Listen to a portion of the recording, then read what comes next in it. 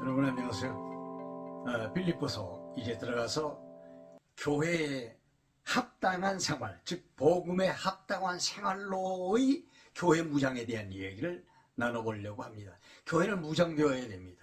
에베소서는 교회 자체의 진리를 통해서 교회가 무장되는가 하면 빌립보서는 복음에 합당한 생활로서 교회가 무장이 되어야 됩니다. 그 이야기를 하고 있는 거예요. 빌립보 교회 교인들이 바울 사도의 시련에 대해서 부끄러워하지 않았다. 그러면서 더 열심을 내고 그 고난에 같이 참여하는 자들이 되었다. 이거는 은혜 생활이라고 이야기합니다. 여러분, 은혜 생활 무엇입니까? 복음을 받는 것, 이거 은혜 생활이고, 복음을 전하는 것, 이거 은혜 생활이고, 받는 것과 주는 것 사이에 시련이 옵니다. 복음 전파에 어려운 시련이 옵니다. 믿음으로 견뎌내는 것, 이것이 은혜입니다. 제2장에 가서 보면 은혜로운 생활의 본질에 대해서 이야기하고 있어요. 우리 성도들이 은혜로운 생활, 말씀을 받기도 하고 말씀을 주기도 하는 이 아름다운 생활, 그 가운데서 핍박이 오면 잘 견뎌내는 이 은혜에 동참하는 생활, 이 생활의 본질이 어디에 있느냐? 예수 그리스도에게 있습니다. 그래서 바울은 이렇게 이야기합니다. 그리스도 예수의 마음을 품어라. 그리고 예수님의 겸손을 가져라. 그래서 그 본질을 상실하지 말라. 그렇게 말씀을 해주시고 있는 내용이 2장의 내용입니다. 그러면 이 본질에 대한 내용이 뭡니까? 본질이 예수 그리스도요. 그 예수 그리스도와 관련된 그 그리스도의 성품 자체가 본질인 거거든요. 예수님이 어떻게 했어요? 너희는 예수 그리스도를 마음에 품고 그분이 가지고 있는 겸손을 가지라고 말씀해 주고 있는데, 그러면 그분이 가지고 있는 겸손이라는 게 뭐예요? 예수님은 하나님의 뜻을 성취하기 위해 이 땅에 오셨고, 그분은 하나님의 뜻에 따라서 십자가에 죽기까지 순종하시는 겸손을 가지고 계십니다. 죽기까지 순종하셨어요. 이게 겸손이에요. 이 본질을 가지고 은혜 생활을 하는 사람은 바울 사도와 같이 복음 증거를 위하여 그리스도 예수의 복음을 위해서, 그리고 복음을 통한 서로의 유익을 위하여 자기의 목숨을 내놓고 죽기를 각오하고 주의 일을 하는 사람들, 그런 생활이 바로 은혜를 간직하고 사는 생활이라는 거죠. 그 본질이 어디에 있느냐? 그리스도에게 있습니다. 여러분, 우리 예수님의 마음을 품고 그분이 가지고 있는 겸손을 가지고 교회 일을 해야 됩니다. 그러면서 바울은요, 이 빌립보 교회에 두 사람을 보냅니다. 모범적인 두 사람, 그 중에 한 사람이 누구냐? 디모데입니다.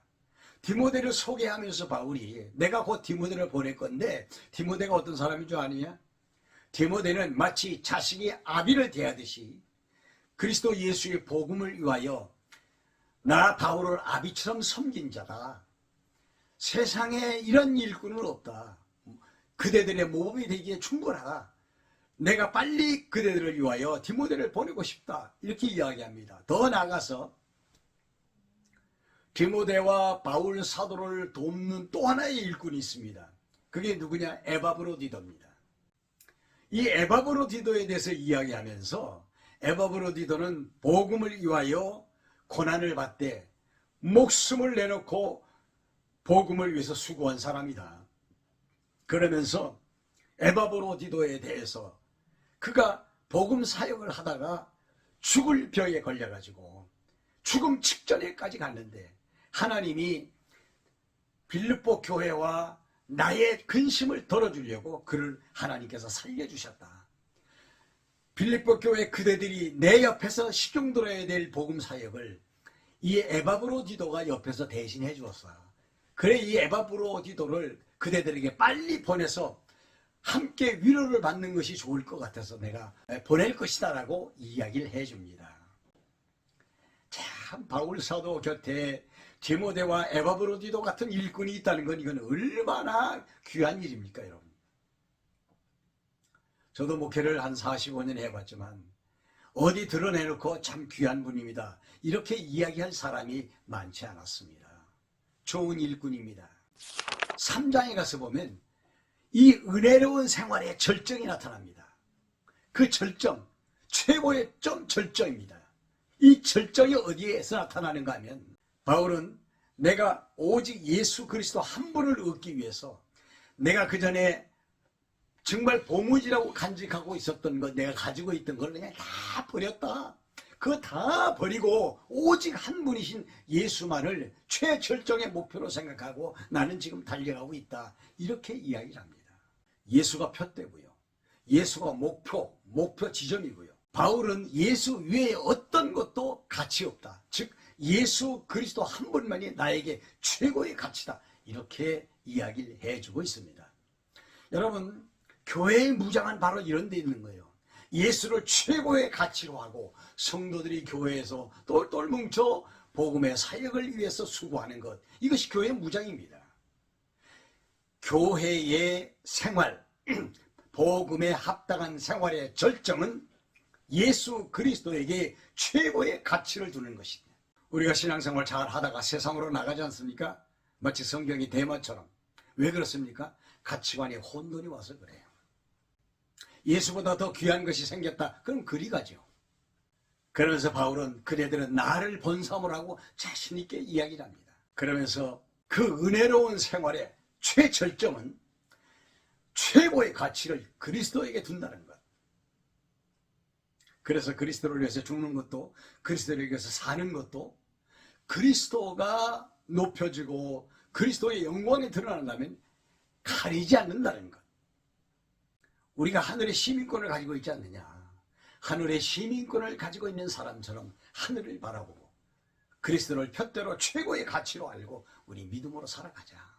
이렇게 권면합니다. 4장에 가서 보면은요, 그 은혜 생활의 실천에 대해서 이야기를 합니다. 그러면서 하는 말이 교회 안에 동역자들을 도우라는 것입니다.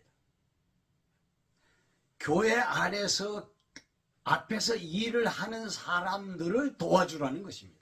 이것이 은혜 생활의 실천적 요인입니다. 적극적으로 이야기하면서 주 안에 굳게 서라고 말하고, 그리고 같은 마음을 품으라고 이야기를 하고, 그리고 함께 돕는 사역, 복음 사역에 동참하라고 이야기를 합니다. 주 안에서 기뻐하고 사람들에게 좀 관용하고 염려하지 말고 문제 있을 때 함께 기도하고 그리고 감사하라고 권면하고 있습니다.